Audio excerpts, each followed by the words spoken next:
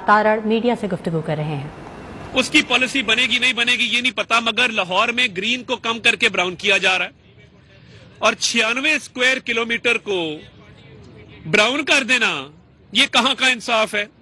अब जिन साहब ने ये सारी कार्रवाई की है वो मुल्क से बाहर बैठे और अपने वालिद के इलेक्शन पे भी पाकिस्तान आने से गुरेजा हैं। इसलिए गुरेजा हैं कि उनको पता है कि मैं आऊंगा, कोई ना कोई तहकीकात होंगी। ये आखिरी दिनों में जो माल समेटा गया है, और ये मैं नहीं कह रहा, मोहसिन बिलाल साहब भी खड़े हैं, तो मैं आपको बताता चलूं, उल्फत मुगल साहब खड़े हैं, मुझे आपको बताता चलूं कि आपको ये बात मेरे से बेहतर पता होगी कि कल दोनों गुत्थम गुत्था हो गए। इमरान खान साहब ने कहा है कि जो अरबों की करप्शन पंजाब में की गई है ये हमारे घाटे फिट हो रही है, हमारा वोट बैंक कम हो रहा है। उधर से काफ लीग वालों ने कहा नहीं, असल करप्शन तो गोगी करती रही है, वो तो आपकी नाक की नीचे है, बुजदार सरकार की है। तो वो अब आपस में ही लड़ पड़े हैं इस बात पे कि ज्यादा करप्शन किसने की है। तो मुझे लगता है कि ये करीब करीब ही है करप्शन में, मगर जिसका बेटा भागा हुआ है और अपने बाप की वजारत आला बचाने के लिए पाकिस्तान आने से भी गुरेजा है, उसको मैं ये खबर देना चाहता हूं कि आपका मास्टर प्लान जो है उस पर स्टे ऑर्डर हो गया है। अब 2 हफ्ते में आप क्या जवाब जमा कराएंगे? कानूनी जवाब कोई नहीं है, इखलाकी जवाब आपके पास कोई नहीं है।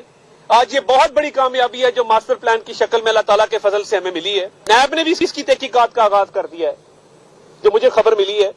तो इसलिए इनके हाथ करप्शन में रंगे हुए हैं, अराकीन की तादाद इनके पास है नहीं। 179 के मुकाबले में ये 165 पे खड़े हैं।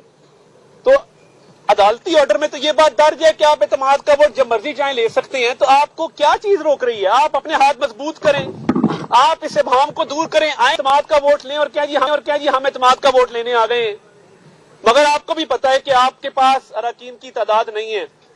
जिस दिन आपके एतमाद का वोट नाकाम हुआ, क्योंकि देर सवेर लेना पड़ेगा, आइन का आर्टिकल 130 सब आर्टिकल 7 ये कहता है कि एतमाद का वोट लेना होगा। मंजूर भट्टू साहब के दौर में भी लिया गया था, पीर साबिर शाह साहब वाला केस पड़े उसमें भी लिया गया था, 10 दिन की मोहलत दी गई थी। आपको तो 2 हफ्ते हो गए हैं, क्यों नहीं ले रहे एतमाद का वोट?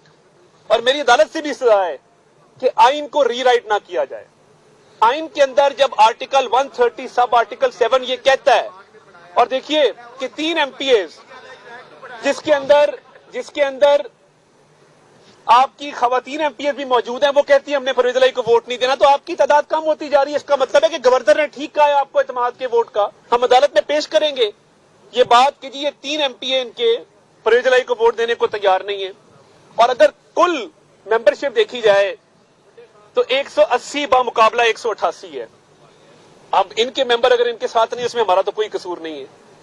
एतमाद का वोट देर सवेर लेना होगा और उसके बाद जो वजीर आला का इंतखाब होगा, अगर पहली गिनती में कोई भी उम्मीदवार 186 वोट ना ले सका तो दूसरी गिनती होगी और दूसरी गिनती में सादा अक्सरियत वाला वजीर आला मुंतखब हो जाएगा, जिसका हमें अल्लाह ताला के यहाँ बड़ा यकीन है और हम बड़े कॉन्फिडेंट है इस मामले पर।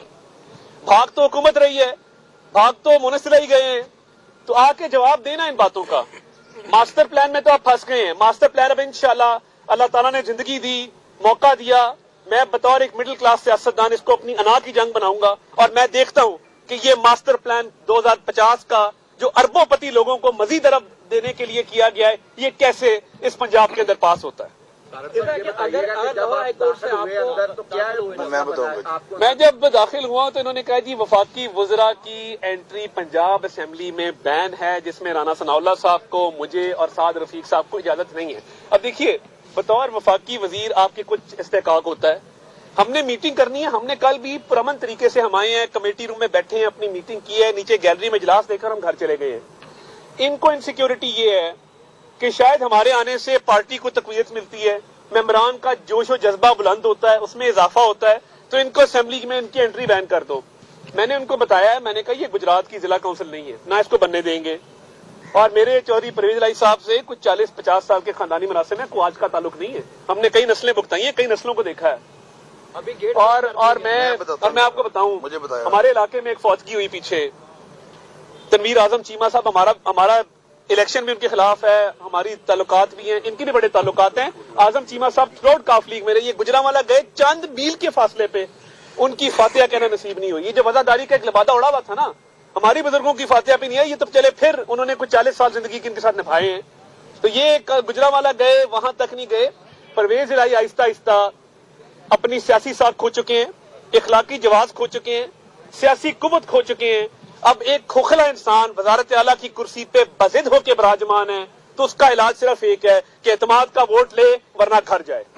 اور میں وزیر اعظم کے معاون خصوصی عطا تارڑ میڈیا سے گفتگو کر رہے ہیں، اور ان کا کہنا تھا کہ پی ٹی آئی اور کاف لیگ آپس میں لڑ رہی ہے، پنجاب حکومت دھاندلی سے اپنے نمبر پورے